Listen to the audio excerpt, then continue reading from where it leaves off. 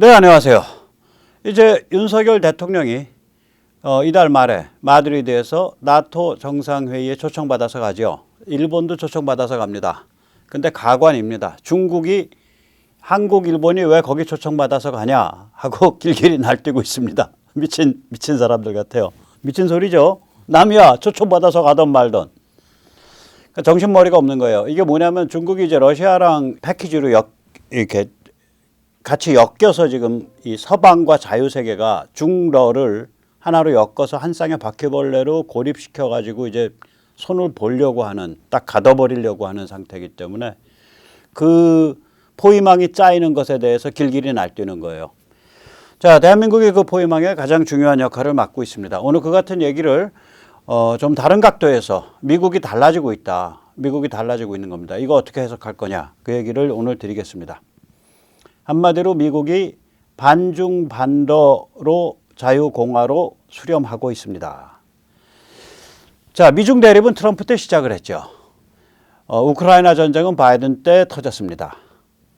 이 두 개가 결합을 하면서 미국과 자유진영이 중국과 러시아를 한 패키지, 한 쌍의 바퀴벌레로 규정을 했습니다. 이건 제가 한번 말씀드린 것 같은데 6월 1일 날 워싱턴에서 미 국무장관 블링켄과 나토 사무총장 슈톨텐베르그 공동 성명을 발표할 때 이런 말을 했습니다. 중국의 급속한 군국주의화, 밀리터라이제이션, 그러니까 군사화인데 저게 사실은 군국주의화예요. 그 다음에 중국과 러시아 사이의 무한 파트너십, 그건 자기들이 그렇게 표현했죠. 그 푸틴과 시진핑이 만났을 때 There is no limits in our strategic partnership. 우리의 전략적 파트너십에는 아무런 그 지평의 한계가 없다. 자기들이 한 말이에요. 세계 평화와 안보의 주춧돌 역할을 하고 있는 규범에 바탕한 국제 질서를 파괴하려는 중국의 시도. 이런 표현이 있어요. 자, 나토 사무총장 슈톨텐베르그가 와서 지금 러시아 침공에 대해서 얘기를 하는 그러한 회담이었는데 그 회담에 관한 공동성명에서 중국과 러시아를 하나로 보고 있어요. 또 이런 표현도 있습니다. 중국과 러시아와 같은 독재 강대국과의 전략적 경쟁이다. 그러니까 strategic competition against the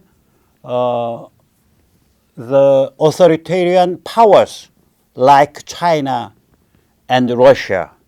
그걸 가지고 전에 어떤 독자께서 어서리테리안이란 권위주의적이라고 해석해야지 왜 독재라고 해석하냐 이런 말씀을 해주셨는데 예를 들어서 박정희 정부다. 그러면 영어로 쓰면 어서리테리안 가버먼트라 그래요. 거기 영어에 독재라는 말이 없다고요. 그냥 어서리테리안 가버먼트. 그래도 많이 봐준 거죠. 토탈리테리안이라고 안 그랬으니까. 전체주의적 강대국이라고 안 했으니까. 저보고 쓰라 그러면 전체주의적 강대국, 토탈리테리안 파워즈라고 얘기를 하겠죠. 여기 또한 strategic competition, 전략적 경쟁. 이거 뭐냐면 흥망을 가르는 경쟁이다. 이거 생사를 가르는 경쟁. 자, 이런 얘기들이 이제 튀어나오고 있는 겁니다. 한마디로 중국과 러시아를 한 쌍의 바퀴벌레. 그놈이 그놈이다. 하나로 묶어가지고 이제 쳐버리는 그러한 상황으로 나아가고 있습니다. 그러면 이제 미국 내에서 5개 진영이 수렴할 수밖에 없습니다. 이 5개 진영은 트럼피즘, 글로벌리즘, 그 다음에 네오콘 찌끄레기들, 네오콘 잔존파, 그 다음에 야, 세계 돌아가는 거 뭐하러 우리가 신경 쓰냐. 우리 미국 그냥 잘 지내면 돼. 고립주의.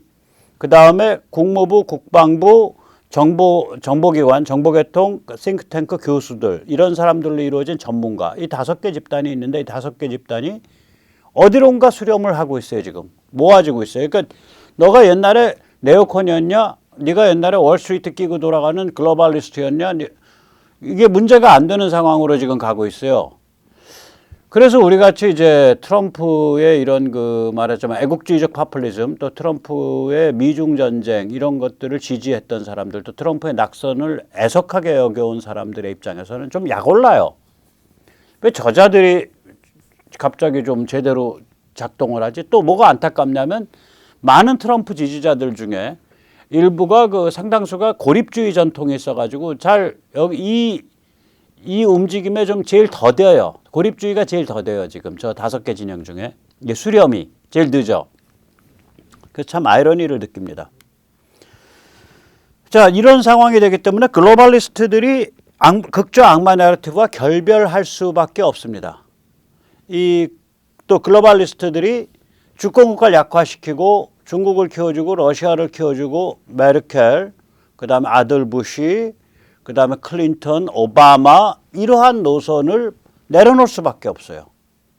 이제 그 글로벌리스트들이 당분간 폐업할 수밖에 없어요. 또 이제 세상 바뀌면 한 4, 50년 후에 다시 글로벌리즘 나올지 모르겠는데 어디론가 수렴하고 있어요. 5개가. 어디로 수렴하고 있냐? 가치지향 자유공화국, 자유공화로 수렴하고 있습니다. 가치지향 자유공화국들의 네트워크. 윤 대통령도 말했죠. 그러니까 가치를 공유하는 국가들 사이의 동맹 이런 얘기들을 여러 번 했어요. 윤 대통령이. 당선인 시절에도 했고 후보 시절에도 했고 대통령일 때도 했고. 이게 이런 컨셉이에요. 여기로 수렴을 해요. 트럼피즘의 본질은 저는 애국주의 파퓰리즘이라고 봅니다. 니들 잘난 놈들, 니들 잘 사는 놈들, 니들이 미국이란 공화국에 대해서 정말로 걱정해? 니들 다 소용없어요. 이 나라 이 지경으로 만들어 놓고 니들이 상류층이야? 이거거든요. 애국주의 파퓰리즘이거든요. 그 다음에 글로벌리즘은 아까도 말씀드렸듯이 제가 빨간 줄을 그어버린 게 글로벌리즘의 본질은 공화국의 약화를 노리고 악마 내러티브랑 손을 잡는 게 글로벌리즘의 본질입니다. 그런데 지금 중국 러시아랑 지금 힘을 한판 겨뤄야 되겠는데 공화국을 약화시키겠어요? 중국 러시아랑 한판 길르게 지금 겨뤄야 되는데 미국 국민의 정신과 영혼을 망가뜨리는 그걸 악마 내러티브, 극좌파가 떠드는 악마 내러티브, ESG 뭐 이런 거 뭐 예를 들어서 우리가 그 젠더, 무한 젠더 이런 거 앞으로 많이 떠들겠어요. 전 그거 은근히 발 뺄 것 같아요. 조만간에. 아직은 발 덜 빼고 있는데. 그렇다면 2개가 없어진다는 얘기는 글로벌리즘이 당분간 휴업 내지 폐업한다는 소리예요. 전문가 집단 왔다 갔다 했었죠. 트럼프 진영하고 글로벌리스트 또 네오콘 진영이 셋사이에서 왔다 갔다 했는데 요새는 아주 잘하고 있어요. 이게 국방부, 국무부 무시무시한 데입니다. 미국 국방부가 굉장히 많죠. 군인이 미국이 몇백만 명 되잖아요. 그 다음에 국무부 마찬가지죠. 미국이 직업 외교관만 뭐 우리의 몇십 배니까 10,000명인가 20,000명이거든요. 정보계통 뭐 미국의 정보기관이 한 10몇 개가 있잖아요. 싱크탱크 빵빵하죠. 교수들 빵빵하죠. 여기가 또 여기로 옮겨오고 있다고 저는 생각을 합니다. 마찬가지로 고립주의도 이제 여기로 옮겨오고 있어요. 고립주의의 왼쪽의 기수는 버니 샌더스고요. 오른쪽의 기수는 트럼프 지지자들 중에 일부예요. 그런데 버니 샌더스가 느닷없이 폴란드 가서 만나서 우크라이나 사람들의 분투를 지지한다 뭐 이렇게 이제 하는 판이니까 고립주의도 미국 따로 가자 이 생각 버리고 야 이 싸움은 같이 해야 돼 이렇게 가고 있는 거예요. 네오콘은 원래 이제 찌끄레기밖에 안 남았었는데 네오콘은 본질이 미국이 상시 국제경찰, 세계경찰 역할을 해야 되고 미국이 상시적 전쟁 상태에 있어야 되고 그래야 미국의 하나의 위대한 공화국으로서의 기품과 정신을 유지할 수 있다. 이게 네오콘의 기본 컨셉이거든요. 네오콘도 야 이거 자기들이 가서 남에게 시스템을 엎어주겠다는 거기 때문에 네오콘이 문제인 거예요. 어디 가서 전쟁을 벌이든지 개입을 하려면 현지에서 분위기를 봐가지고 해야 될 거 아니에요. 현지에서 지금 분위기가 제대로 터졌잖아. 그러니까 네오콘도 이제 야 우리가 뭘 잘못했는지 아는 거지. 현지에서 지금 우크라 같은 일이 아프간에서 내부에서 이 흐름이 존재하고 자발적으로 이라크에서 흐름이 존재하고 자발적으로 리비아에서 흐름이 존재하고 자발적으로 시리아에서 흐름이 존재하고 자발적으로 그때 우리가 개입을 약간씩 얌전하게 하면 돼. 이거 막무가내로 군사력으로 아무데나 싸질러서 돌아다니는 거 아니야. 이걸 네오콘도 알 수밖에 없어요. 이제. 저 빨간 줄 건 거는 전부 이제 끝나가고 있다는 얘기예요. 그러면 어디론가 이게 수렴하고 있는 거 아니에요. 그래서 미국이 국론과 분위기가 수렴하고 있다라고 저는 생각을 합니다. 그럼 이게 뭐 착해진 거냐? 아닙니다. 살려고 상황이 엄중하니까. 그래서 오늘 사례를 하나 들어드릴게요. 이 사례 제가 요새 약간 밀리터리 덕후가 돼서 밀덕이 돼가지고 미국 5세대 전투기 사업 진행 방식이 바뀐 거. 얼마나 급하면 저게 50년 된 체제거든요. 월남전 이후니까 거의 50년 된 체제인데 그 50년 된 군산복합체 체제를 미국이 바꿔버렸어요. 얼마나 급하면. 저기 지금 밥줄이 몇 개가 걸려 있겠어요. 근데 바꿔버렸어요. 오늘 그 얘기입니다. 미국의 6세대 전투기 Sixth Generation Fighter를 NGAD라 그럽니다. NGAD라는 건 Next Generation Air Dominance, 그러니까 차세대 공중 지배라는 무시무시한 그런 뜻을 가진 약어입니다. 이거를 NGAD 에어플레인, NGAD jetfighter 그래요. 그러면 6세대 전투기를 가리킵니다.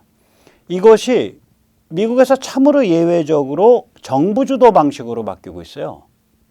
원래 미국은 제2차 세계대전 같은 그런 아주 특이한 상황이 아니면 정부 주도를 잘 안 합니다. 특히 방산업체는요. 이 탱자탱자 방산업체인데 이게 이제 민간 주도라고 주장을 하잖아요. 스스로는. 독점인데. 지금 럭키드 마틴, 럭마 독점이거든요.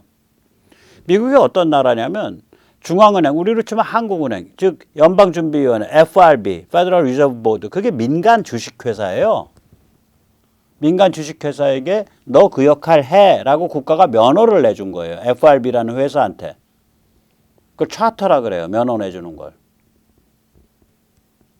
중앙은행이 민간 기업인 나라예요. 저기가. 그러면 수능, SAT 민간단체입니다.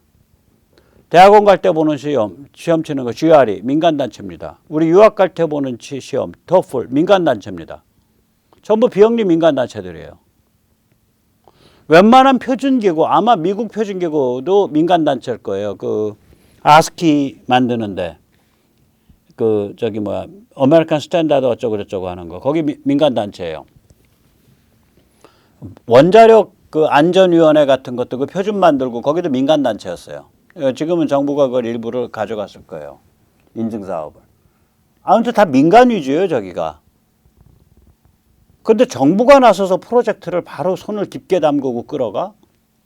무지하게 이상한 일이 벌어진 거예요. 미국적 관점에서는.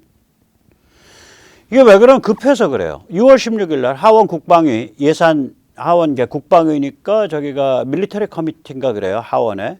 거기에서 예산 심의가 있었어요. 이제 내년도 예산 심의에서 공군 참모총장 찰스 브라운이 이런 말을 합니다. 인도태평양 전장에서 그것을 위해서는 탑재량이 크고 장거리 운항이 가능한 기종이 되어야 합니다. 지금 다음번 비행기, 전폭기에 대해서. 이거 굉장히 중요한 말입니다. 미국에서는 생각을 할 때 앞으로 미국이 주요하게 승부를 내야 될 때가 유럽이다라고 하면은 날씬하고 경쾌하고 빠른 비행기를 생각을 해요. 그건 제 말이 아닙니다. 미국 퇴역 장군들, 군사 전문가는 다 그래요. 그런데 그게 인도태평양이다 그러면은 한 번 뜨면은 뭐 비행거리가 8,000km, 뭐 7,000km, 6,000km가 나와야 되고 한 번 뜨면. 그러니까 보통 이제 그 전폭기들이 비행거리가 한 2,000km에서 3,000km 정도 나와요. 이 비행거리가 3,000km 이짝저짝 나오는데 6,000에서 8,000 이상 나와야 된다고요. 인도태평양 중심으로 비행기를 디자인하면. 또 인도태평양을 중심으로 비행기를 전폭기니까 전투기에서 폭탄도 떨어뜨려야 되니까 탑재량이 커야 된다 이거야. 그 다음에 이 비행기가 중국의 방공망을 무너뜨려서 아군 전체가 원활하게 작전을 펼 수 있는 그런 환경을 조성할 수 있도록 강력한 공대지 공격력을 가져야 한다. 그리고 이 비행기가 여러 대의 드론을 거느리고 다니는 지능을 가져야 된다. 한마디로 중국 박살내기 위한 비행기 만들자는 소리예요, 이게 지금.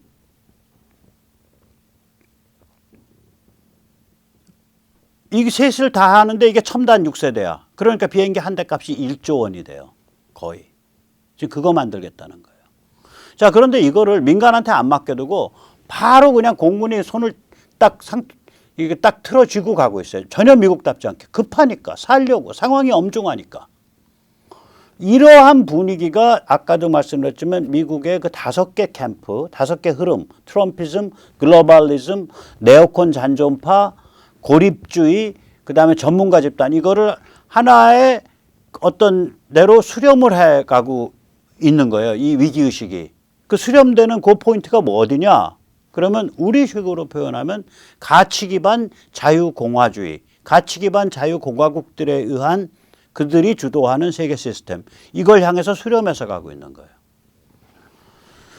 자, 여기서 말하는 이제 개념 그 CG가 나왔거든요. 미군에서 만든, 잠깐 한 2, 30초 보시죠. 이거 얼마나 살벌한가. B2 폭격기 같아요. B2 폭격기.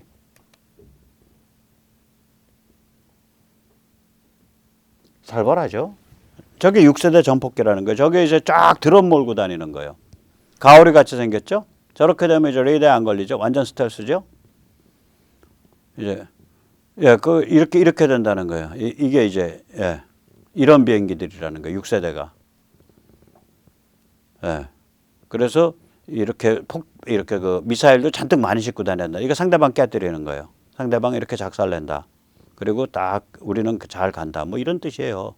이런 비행기들이라는 거예요. 6세대 비행기가. 이게 하나에 1조 원. 거의.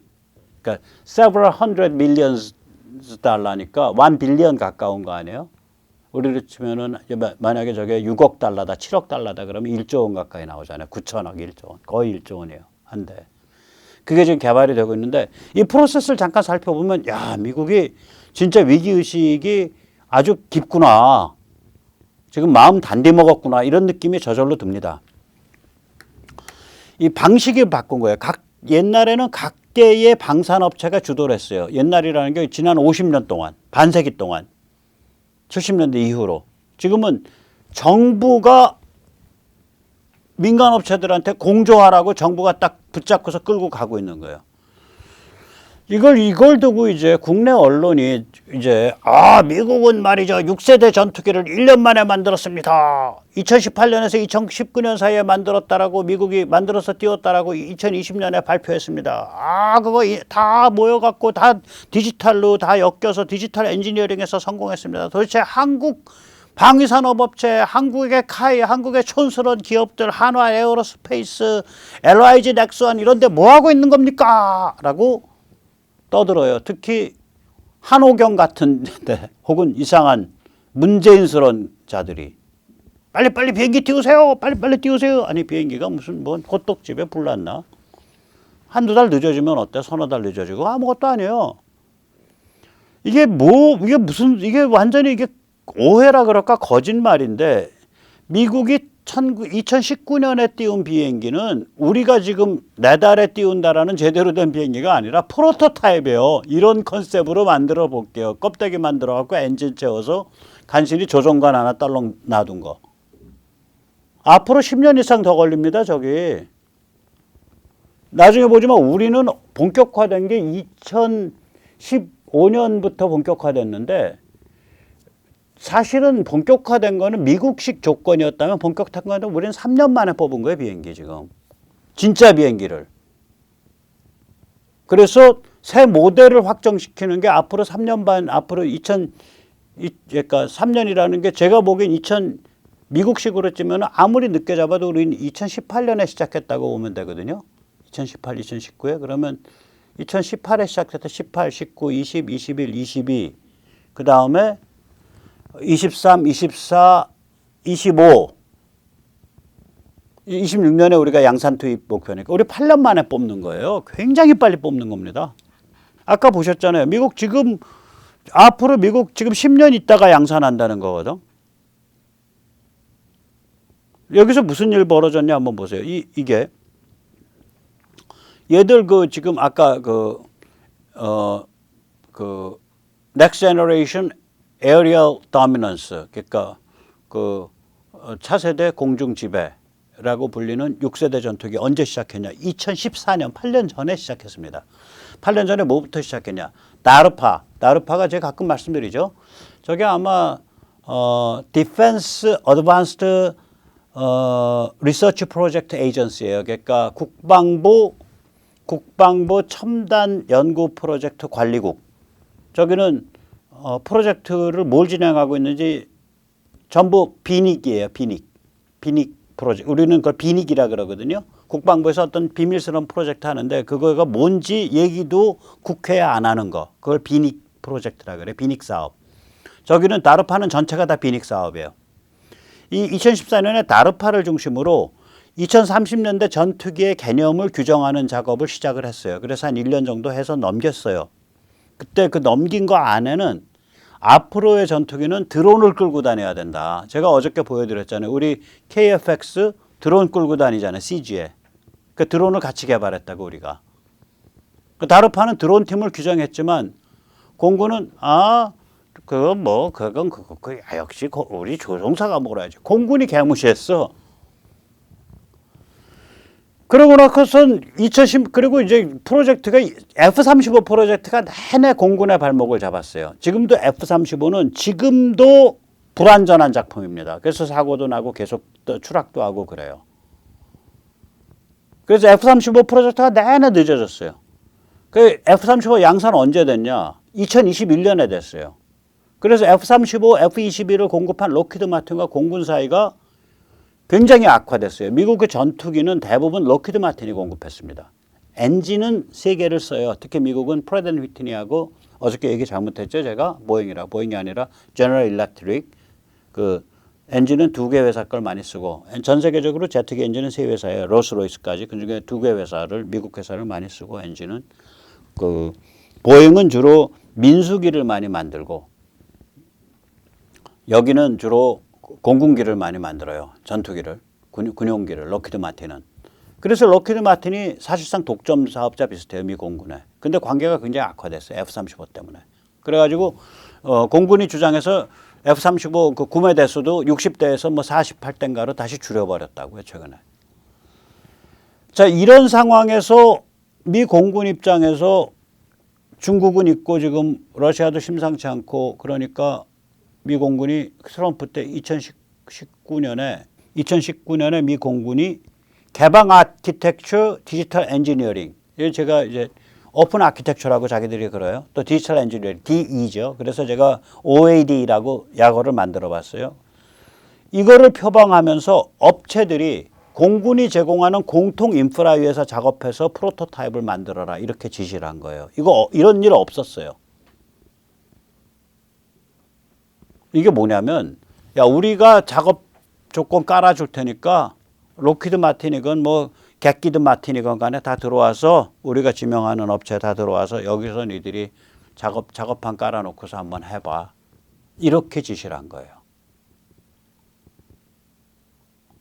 그러니까 딱 1년 만에 2020년 1년 만에 프로토타입이 나온 거예요. 그러니까 비행기 몸체를 갖추고 엔진을 실어놨고 조종관이 있고 그러니까 숑 하고 날아가지고 뿅 하고 쇼를 부렸어요. 그건 프로토타입이에요. 우리는 프로토타입이 아니라 진짜 비행기예요. 걔들은 돈이 많으니까 이런 식으로 프로토타이핑을 하고서 시작을 해요. 대개 이런 컨셉이야. 이제 여기다가 막 집어넣고 이러자. 이렇게 되는 거예요. 그러고 나서 그러면 앞으로 어떻게 될 거냐. 올해가 2022년 아니에요. 빨라도 2023년에야 계약이 돼요. 개발, 그러니까 엔지니어링 양산기획 개발. 그걸 EMD라고 부릅니다. EMD 계약이 이제 주사업자 계약이에요. 저게 정식 계약이에요. 그러니까 빨라도 내년에 해야 돼요. 그럼 내년부터 한 10년 동안 뭐 하냐. EMD, 엔지니어링 양산기획 개발을 완성을 해요. 완성을 하고, 그러니까 몸체 만들고 다 때려 붓고 하는 거 한 5년 걸려서 하고, 한 5, 6년. 그 다음에 한 4년 동안 신나게 이제 그거 가지고 우리도 이제 올해 7월부터 3년 반이거든요. 만으로 23, 24, 25. 3년 반 동안 신나게 비행기 띄워서 통합 붙이고 뭐 레이더 붙이고 뭐 붙이고 잔뜩 그거 점점 더 고급화시키고 점점 더 지능화시켜가면서 모든 무기 붙이고 해서 현장에서 쓸만한 물건 만들고 테스트 다 끝내고 우리가 그 3년 반이란 말이에요. 그러니까 쟤들도 저거를 3년 반 동안 아니 5, 6년 한다고요. EMD의 그러니까 전반부 한 3년은 뚝딱거려 가지고 몸체 만들어 가지고 잔뜩 더덕더덕 붙이는 거라고 나머지 한 5, 6년은 그거 뛰어가 한편으로는 비행기 날려가면서 그거 튜닝하는 거 하고 그러면 이제 뭐가 나오냐면 2033년경 33년경에 IOC가 나와요. 저게 뭐냐면은 그러니까 Initial Operation Capabilities예요. 그러니까 운용 가능 인증이 나오는 거예요. 운영 가능 인증이 나와요. 그러면 이제 그때부터 양산 준비해서 한 2035년 전부터 양산을 시작하는 겁니다. 그런데 무슨 1년 만에 개발했다 그래. 1년 만에 한 거 아니에요. 단 방식이 공군 주도 방식이에요. 민간업체, 독점적 민간업체 록히드 마틴 주도 방식이 아니고 그게 이번에 달라진 거예요. 공군이 정부가 나서서 작업 환경 만들어주고 작업의 그 틀을 만들어준 거예요. 그리고 오픈 아키텍처 경쟁사 될 만한 데들 들어와서 같이 이거 해갖고 산출물 내봐 이런 거예요. 자 그러면 그 작업 환경이 뭔지를 딱 보면 야 미국 저렇게 작업 환경 좋은데 저 스피드 왜 이렇게 안 나오냐 이 생각이 드는 거예요. 자 아까도 말씀했지만 록히드 마틴 록마의 태만과 갑질이 오랫동안 쌓여왔습니다.